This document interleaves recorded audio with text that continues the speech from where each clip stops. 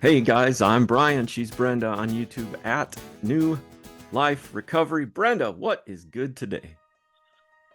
Oh my goodness, there's lots good today. One, it's Friday. Oh my gosh, and that's a Good Friday. Like literally, that's the title for today. Good Friday. Good point. Well, today we're talking about chapter 4 of my book, The 5 R's of Addiction Recovery. Um, so we're talking about redirecting ourselves to a healthy pursuit of love, joy, and peace. Last week we talked about how our addictions and compulsive behaviors distract us from our values. I say I value my family, but I'm distracted from my family. I say I value work, I value my relationship with God and all these other things, but I'm distracted because of my substance abuse or compulsive behaviors. So today we're looking at the idea of redirecting towards healthier pursuits. And one thing you and I were just talking about is that idea.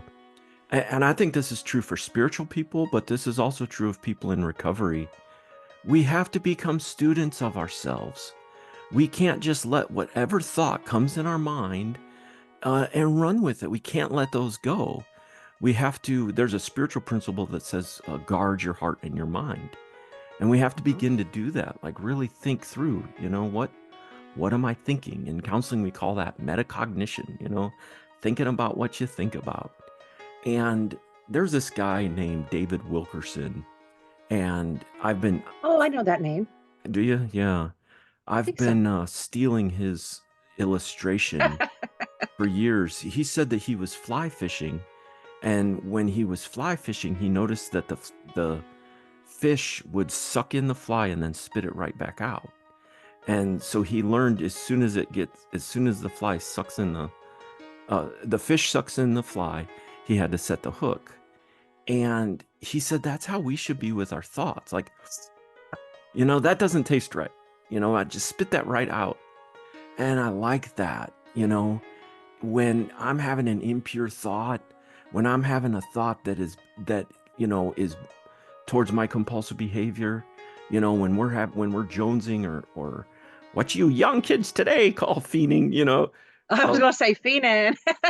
we need to spit those thoughts out. Like, hey, it's okay, I'm having these thoughts, but I'm not gonna let that rule over me and direct me. So, hey, I realize I'm having this thought right now, I need to spit it out.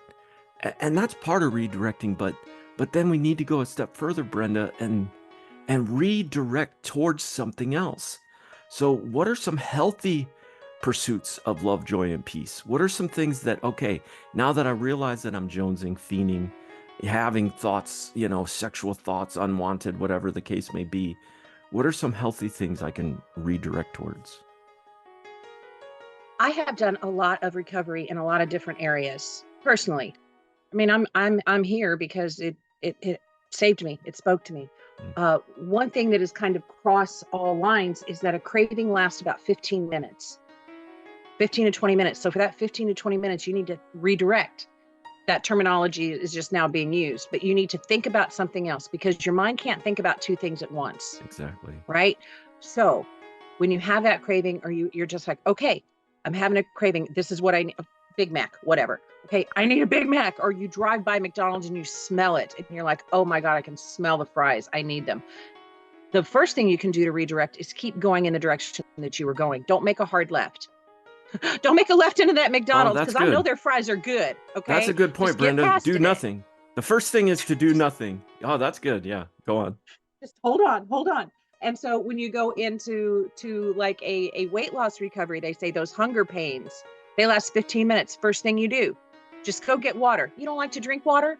Make it cold. It doesn't matter. Just drink water and then sit for 15 minutes because if you're still going to be hungry in 15 minutes, then go get something to eat. But in that 15 minutes, you've drank water, you've sat down, and then you've taken a couple of breaths. And I heard something great the other day.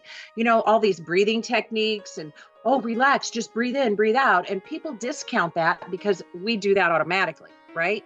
But it's when you do it intentionally. It's when you redirect, okay, I am breathing in, my lungs are, and then that's where you go and you break it all down. So it's not easy. And redirection is learning, right? You have to learn to do that. It's not automatic. The thing Good. It's about addiction, intentional. Yeah.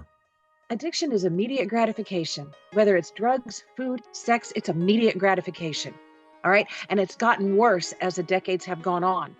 Yeah, that's so good. And another thing for redirecting is just like sometimes I think we think the answer's got to be this big discovery, you know, like what the answer's got to be this big mystery of the universe. And sometimes it's sitting down and playing the piano. Well, you and I were getting ready to do this video, and I had to call you and say, Brenda, my internet is down. And I sat down and played the piano for a few minutes, you know, 2, 3 minutes. Sometimes it's getting out and doing your hobby. I worked with a guy yesterday, and while he was in recovery group, he was tinkering with an electric car. And that's his hobby. And he was taking wheels off and putting wheels back on. He was engaging in the conversation, but that's his hobby. I think sometimes it can just be hobbies or interests. How about you, Brenda? Any kind of pro-social hobbies or interests that support your recovery? Well, one thing that I did was I took, and I do this, I just take myself places. I don't wait for a group of people or even like a travel buddy. I just go. If I want to do something, the other day I went to the museum and I went by myself. Yeah, I like that thought a lot.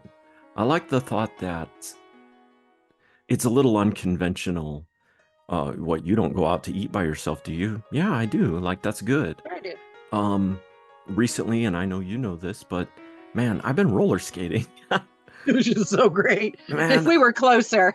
um, uh, I took my daughter out 4 weeks ago now. We went roller skating, and then the next 2 weeks, my wife and I went. The other day, I went to the skate park. Man, I fell a lot, Brenda. But right, 50-year-old man on roller skates. Is this right? But who cares? Guess what? I wasn't getting high. Guess what? I wasn't doing inappropriate sexual things, right? Feeding a compulsive behavior.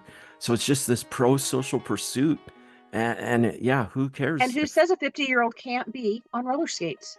yeah, Who said just because you're over 40 or 50, you've got to have a stock of gray hair? Who says? yeah, Who? I These don't are have all any hair. How standards. about that?